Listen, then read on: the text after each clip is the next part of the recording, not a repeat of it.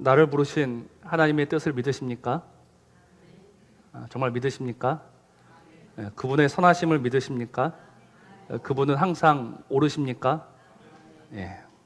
정말 이 믿음, 이 고백이 저 여러분의 평생의 고백되기를 주의 이름으로 축복합니다. 그분은 선하시고 그분은 오르시고 그분은 언제나 우리를 위하시는 우리의 아버지이신 줄로 믿습니다. 그래서 오늘 우리가 살아갈 수 있는 겁니다. 우리가 어떻게 이 험하디 험한 세상을 살아갈 수 있을까? 하나님이 오늘 우리를 아시고 하나님 오늘 우리를 부르시고 하나님 오늘 우리와 함께 하시기 때문입니다. 흔히 사람은 언제나 이 하나님 앞에 서야 합니다. 근데 어리석은 인생들은 무엇을 하느냐? 오늘도 힘써 하나님을 피하고 하나님을 외면하고 하나님 앞에서 숨어 버린다라는 겁니다. 오늘 제 설교의 제목이 우리의 비참을 고치시는 하나님입니다. 그러니까 우리의 비참이 무엇인가? 우리의 비참은 다른 그 무엇이 아니라 하나님이 우리에게 오셨음에도 불구하고 하나님을 피하고 하나님을 외면하고 하나님을 버려서 하나님 없이 살아가는 우리의 인생이 참으로 비참이다라는 겁니다. 그래서 오늘 이 비참을 하나님이 지혜와 하나님의 능력으로 고쳐주십니다. 그래서 우리 오늘 이 말씀을 듣고자 합니다. 우리가 지금 창세기 말씀을 묵상하고 있는데요. 지금 창세기 이제 3장 하고 있습니다. 제가 요한복음 한 2년에 걸쳐서 하면서 그때는 너무 좀 타이트하게 한 것 같아가지고 창세기를 그렇게 하면 좀 큰일 나겠다 싶어가지고 창세기는 좀 진도를 쑥쑥 빼려고 했습니다. 근데 아직까지도 이 3장에 묶여 있습니다. 그래서 여러분들이 지겹지 않으시다면 앞으로 한 몇 번에 더 걸쳐서 이 3장을 좀 나누어야 하는데요. 이 3장은 참 중요한 주제들이 많이 있습니다. 근데 그 중에서도 가장 중요한 주제 하나를 꼽으라고 한다면 이제 하나님과 우리의 관계에 관한 것입니다. 하나님과 우리의 관계. 하나님과 우리는 어떤 관계인가? 이것에 대해서 오늘 말씀은 가르쳐 줍니다. 제가 여러 번 말씀을 드렸는데요. 기독교와 종교는 다르다라고 말씀을 드렸습니다. 기독교와 종교는 어떻게 다릅니까? 종교는 사람이 만든 거고 사람의 힘으로 어떤 절대자를 찾아가거나 절대자가 되려고 하는 겁니다. 여러분 그 불교의 가장 궁극적인 목표가 무엇인 줄 아십니까? 무엇이 되려고 하는 겁니까? 전부 다 부처가 되려고 하는 겁니다. 어떻게 부처가 됩니까? 수행을 통해서, 고행을 통해서. 그래서 속세를 떠나서 많이 수련하다 보면 깨달음을 얻어서 언젠간 부처가 된다. 이게 불교의 가르침이고 대표적인 종교의 모습입니다. 그러나 기독교는 그렇지 않습니다. 기독교는 우리가 애써서 우리가 수고해서 우리가 노력해서 하나님이 되려고 하는 것이 아닙니다. 기독교는 무엇이냐면 우리가 하나님에게 갈 수 없으니 누가 우리에게 오셨다라고 이야기합니까? 창조주이시며 전능자이신 그분이 우리에게 오신 겁니다. 그러니까 완전히 다른 거죠. 처음에는 이것이 비슷하게 보이지만 그러나 이거는 생명과 사망으로 완전히 나뉘게 됩니다. 우리의 지혜와 우리의 능력을 의지하면서 살아가다 보면 그 필경은 그 마지막은 반드시 사망이 될 수밖에 없습니다. 그러나 나는 하나님에게 갈 수 없구나. 나는 하나님 근처에도 이를 수 없구나. 이것을 인정하고 이것을 깨달을 수 있음이 은혜고 이 은혜 가운데 우리에게 오시어서 우리의 이름을 부르시고 우리의 손을 잡아주시는 하나님을 볼 수 있음이 은혜 중에 은혜요 복 중에 복이다라는 겁니다. 그래서 하나님이 오셔야 합니다. 내가 가는 것이 아니라 하나님이 오셔야 하는 겁니다. 창세기는 이제 시작의 이야기입니다. 하나님이 모든 것을 만드시고 모든 것을 완성하시고 우리를 그 완성, 그 안식으로 부르셨습니다. 내가 하나님의 그 숨겨져 있는 안식을 찾아낸 것이 아니죠. 하나님이 일방적으로 우리를 부르시어 그 안식에 집어넣어 주신 겁니다. 그것이 우리의 행복입니다. 오늘 문제는 무엇이냐면 바로 그 동산에서 하나님의 부르심 속에서 사람이 무엇을 하고 있는가라는 거예요. 사람이 무엇을 했습니까? 그 안에서 선악과를 먹어버리고 말았습니다. 이 선악과를 먹었다라는 것이 어떤 의미냐면 아까 제가 기독교와 종교를 말씀을 드렸는데 선악과를 먹은 것이 곧 기독교가 종교가 되어버린 순간이다라고 말할 수 있을 겁니다. 그 선악과를 먹는 이유가 무엇입니까? 누구처럼 데려고 먹었습니까? 하나님처럼 데려고 먹었습니다. 내가 하나님처럼 내가 할 수 있다, 내게 능력이 있다, 그래서 그걸 먹어버린 것이지 않습니까? 그러니까 이게 사람입니다. 언제나 하나님의 은혜를 은혜 아닌 것으로 바꾸는 것이 사람입니다. 하나님의 생명을 사망으로 바꾸는 것이 사람입니다. 그러다가 지금 뭐 하고 있습니까? 하나님의 얼굴을 피하여 숨어 있다라고 오늘 성경은 말씀합니다. 사람은 어떤 존재였습니까? 하나님과 얼굴을 마주하는 자들이었습니다. 하나님을 가까이 하는 자들이었습니다. 하나님의 음성을 들으면 하나님 제가 여기 있습니다라고 뛰쳐나가던 자들이 사람입니다. 근데 지금 이 사람이 하나님의 얼굴을 피하여 숨어 있습니다. 이게 비참이란 겁니다. 더 이상 하나님의 얼굴을 마주할 수 없음이 우리의 비참임을 깨달아야 합니다.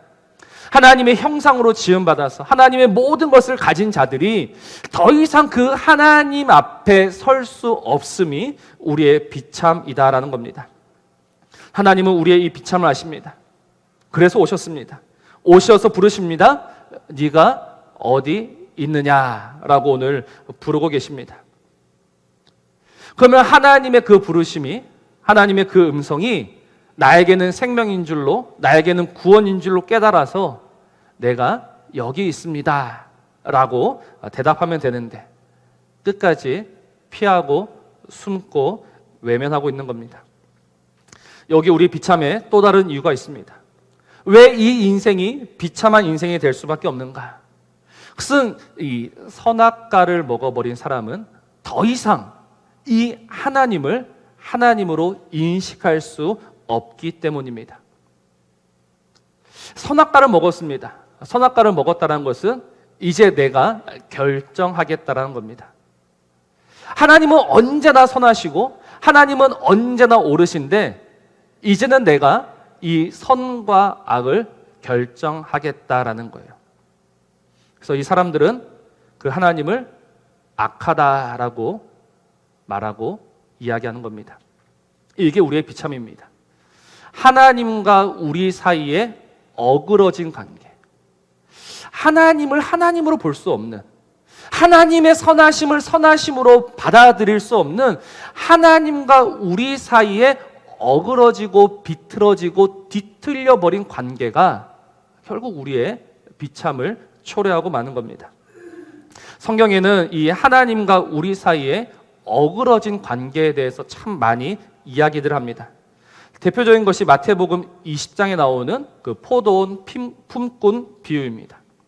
주인이 그 자신의 그 선함을 따라서 그 품꾼들을 부릅니다.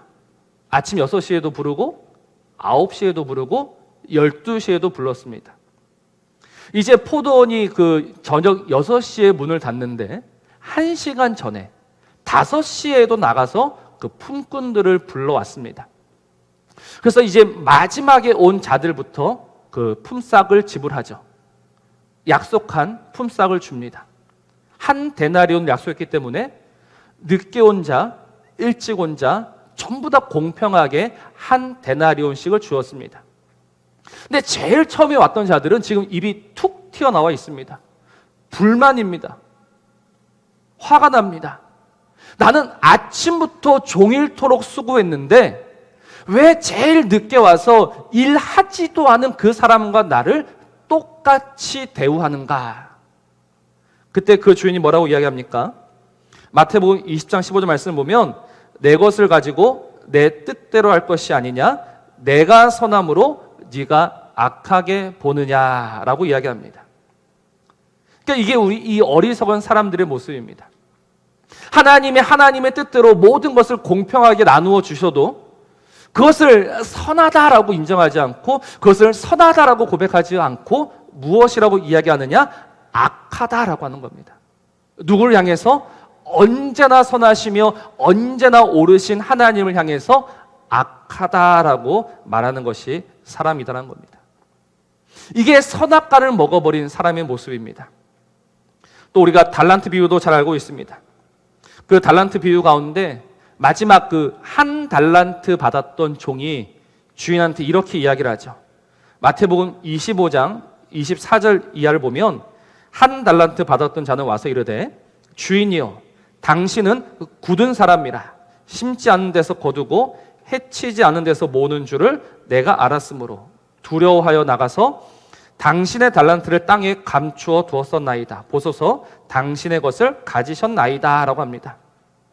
여기서 이 굳은 사람이다라는 뜻이 무엇입니까? 당신은 굳은 사람입니다. 이건 당신의 심지가 올바르고 굳었다라는 의미가 아니라 이거는 말 그대로 고약하다라는, 고약하다. 당신은 참으로 지독한 사람입니다. 당신은 참으로 고약한 사람입니다.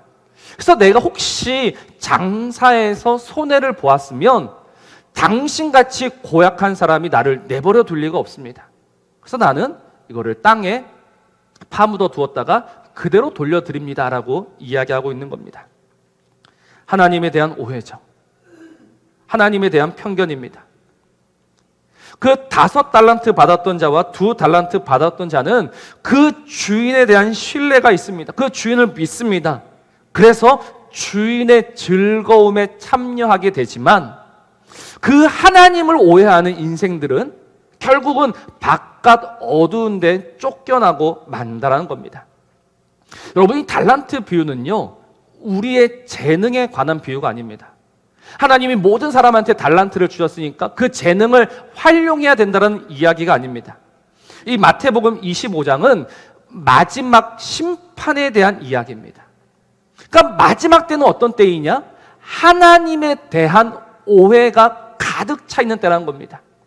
어리석은 인생들이 선악과를 따먹어서 스스로 선과 악을 결정하는 이 고약한 인생들이 오히려 누구를 악하다 하느냐? 하나님을 악하다 하고 하나님을 고약하다 하며 이 하나님을 피하고 외면해서 결국은 바깥 어두운 데 쫓겨날 수밖에 없다라고 성경은 분명히 우리에게 가르쳐 주는 겁니다. 그래서 이게 우리의 비참인 겁니다. 하나님의 말씀을 들어도 하나님의 가르침을 받아도 하나님의 선하심을, 하나님의 그 오르심을 언제나 하나님의 그 선하심을 인정하지 못하고 하나님에 대한 편견과 하나님에 대한 오해로 가득 차서 하나님에게 등을 돌리고 하나님을 미워하면서 하나님을 원망하면서 그렇게 하나님 없이 살아가는 것이 오늘 인생의 비참이다라는 겁니다. 그래서 이 인생의 비참이 결국 어디로 갑니까? 우상에게 갈 수밖에 없는 거예요. 우리 출애굽기 32장 4절 말씀입니다. 아론이 그들의 손에서 금고리를 받아 부어서 조각칼로 새겨 송아지 형상을 만드니 그들이 말하되 이스라엘아 이는 너희를 애굽 땅에서 인도하여 낸 너희의 신이다 라고 이야기합니다. 여러분, 지금 이 말씀의 배경이 언제입니까? 시내산입니다. 모세가 시내산에 올라가서 그 하나님께 그 율법과 계명을 받고 있는 때입니다. 근데 그 모세가 하나님을 마주하면서 하나님의 말씀을 받아오려고 하는데 그 산 밑에서는 무슨 일이 벌어지고 있느냐? 사람들이 금송아지를 만들어서 금송아지를 보고 이게 너희의 신이다라고 말하고 있는 거예요. 그래서 글에 있는 말씀 보니까 이튿날에 그들이 일찍 일어나 번제를 드리며 화목제를 드리고 백성이 앉아서 먹고 마시며 일어나서 뛰놀더라라고 합니다. 백성이 그 우상 앞에서 먹고 마시며 뛰놀고 있는 겁니다. 이게 비참이지 않겠습니까? 살아계시며 영원하신 하나님이 계심에도 불구하고 그 하나님에게로 가지 않고 그 하나님 앞에 나아가지 않고 아무것도 아닌 것을 하나님 삼아서 그 하나님을 붙들고 살아가는 것이 인생의 비참이다라는 거예요. 그래서 로마서 1장 22절은 이렇게 고백합니다. 스스로 지혜 있다 하나 어리석게 되어 썩어지지 아니하는 하나님의 영광을 썩어질 것들로 다 바꾸고 말았다라는 겁니다. 이게 바로 우리의 비참입니다. 하나님을 알 수 있고 하나님을 가까이 할 수 있고 하나님을 마주할 수 있음에도 불구하고 하나님을 피해서 하나님을 숨고 하나님의 음성을 들었음에도 불구하고 그 하나님에 대한 오해로 가득 차서 절대 하나님 앞에 나아가지 않는 것. 사랑하는 성도 여러분, 하나님이 아담을 부르십니다. 네가 어디에 있느냐? 하나님이 아담을 왜 부르셨겠습니까? 아담은 그 하나님의 부르심을 두려워했습니다. 두려워한 이유는 하나님이 이제 나를 죽이시겠구나. 여러분, 하나님이 아담을 부르심은 그 아담을 죽이기 위함일까요? 아니면 살리기 위함일까요? 살리기 위함인 줄로 믿습니다. 하나님은 진실로 아담을 살리기를 원하시는 겁니다. 그리고 나중에 보겠지만 가죽옷을 지어 입히심도 그 아담을 사랑하시며 그 아담을 위하여 주시는 하나님의 마음입니다. 에레미야 애가 3장 말씀을 보면 하나님의 본심에 대해서 이렇게 이야기합니다. 주께서 인생으로 고생하게 하시며 근심하게 하심은 본심이 아니다라고 합니다. 그러니까 우리 하나님의 본심이 무엇입니까? 우리의 행복이다라는 겁니다. 하나님의 본심은 우리의 생명이다라는 겁니다. 그래서 오셔서 우리의 이름을 부르시는 겁니다. 그 비참 속에 빠져있는 인생을 건지시기 위해서 다시 한번 하나님의 그 영어와 존귀로 관씌워 주시기 위해서 그에게 오시어 그의 이름을 불러주신단 말입니다. 근데 어리석은 인생들은 그 하나님을 피하여 숨습니다. 그 하나님을 피하여 숨을 뿐 아니라 그 하나님이 계속해서 우리를 찾고 우리를 쫓아오시고 우리를 부르시니 결국 어떻게 합니까? 그 하나님을 죽여버리고 말았다라는 겁니다. 요한복음 말씀을 보면 악을 행하는 자마다 빛을 미워하여 빛으로 오지 아니한다라고 합니다. 이 빛이 무엇이냐면 요한복음 1장에 잘 나오고 있죠. 빛은 생명이다라고 했습니다. 그러니까 오늘 우리에게 이 빛이 비춰짐은 우리에게 하나님의 생명이 임한 것과 마찬가지입니다. 근데 사람들은 오해해요. 이 빛이 비춰지면 나의 모든 더러운 것이 드러나게 되어서 하나님이 반드시 나를 죽이실 거야 라고 생각합니다. 그러나 그렇지 않습니다. 빛은 생명입니다. 그래서 하나님은 오늘에게 이 빛을 비춰주심은 너의 그 허물을 보아라, 너는 죽어 마땅하다, 이 이야기를 하려고 하심이 아니라 오히려 우리에게 빛을 비춰주심으로 말미암아 그 사망과 저주의 그늘에 매어 있던 우리에게 다시금 이 생명의 길을 활짝 열어 주시기 위함이라는 겁니다. 그러니 사랑하는 성도 여러분, 결론적으로 오늘 우리의 비참과 우리의 행복이 무엇인 줄 아셔야 합니다. 여러분, 우리의 비참이 무엇일까요? 우리의 건강이 없음이, 우리에게 재산이 없음이, 우리에게 명예가 없음이 우리의 비참입니까? 그렇지 않습니다. 그것은 우리의 인생을 결정짓지 못합니다. 우리의 인생을 결정짓는 것은 무엇이냐면 하나님입니다. 하나님을 알고 하나님께 속한 자는 참으로 행복한 인생이요, 여전히 그 하나님 없이 엉뚱한 곳에서 헤매고 있는 인생은 비참한 인생이다라는 겁니다. 지금 비가 많이 옵니다. 이 비유가 좀 어색할 수도 있겠지만 비가 그치고 나면 우리 교회 앞마당에는 지렁이들이 좀 많이 나옵니다. 근데 이 지렁이들이 주로 어디에서 발견되냐면 그 흙 근처에서 발견되면 참 좋을 텐데 이 본당 로비, 교육관 로비, 그 대리석 있는 곳에서 여러분, 지렁이가 아무리 애를 쓰고 수고한다 한들 그 대리석을 뚫고 들어갈 수 있겠습니까? 결국 거기에서 말라 비틀어져 죽을 수밖에 없는 겁니다. 그래서 지나가던 사람이 그 지렁이가 불쌍해서 건져 저 흙에 던져주지 않으면 지렁이는 살 수 없는 겁니다. 근데 그것보다 더 비참한 것이 오늘 저와 여러분의 존재다라는 겁니다. 하나님의 말씀을 들었고 하나님의 그 생명의 빛이 비춰졌음에도 불구하고 여전히 그 하나님 없는 삶을 살아가고 있는, 그래서 하나님이 이 인생을 불쌍히 여기시어 우리를 건져 다시 하나님의 생명으로 하나님의 안식으로 넣어 주신단 말입니다. 이것이 저와 여러분의 행복인 줄로 믿습니다. 다른 그것이 행복이 아니라 하나님이 나를 불쌍히 여기시는구나, 하나님이 이 비참한 인생을 돌아보시는구나, 그래서 그분이 나에게 오시어서 우리의 이름을 불러주심이 행복인 것입니다. 하나님 오늘 우리의 이름을 부르시면서 네가 어디에 있느냐라고 물으실 때 우리는 무엇을 해야겠습니까? 여전히 그 하나님의 낯을 피하여서, 여전히 그 하나님을 두려워하면서 숨고 피하고 외면하는 인생이 아니라 이제 제가 여기 있습니다 라고 손을 드는 자가 되어야 하는 겁니다. 그래서 하나님, 오늘 우리의 이 어두운 눈을 열어주시고 우리의 이 막혀있는 귀를 열어주시고 우리의 마음을 고쳐주시어서 나는 하나님이 없으면 안 되는 인생이구나라는 것을 분명히 알게 하여 주옵소서. 그래서 오직 우리 주 예수 그리스도의 말씀을 들으면서 그분 안에서 살아감이 행복이고 나의 기쁨이고 나의 전부임을 깨달아 알게 하여 주옵소서. 이 고백이 저와 여러분의 고백이 되어야 하는 겁니다.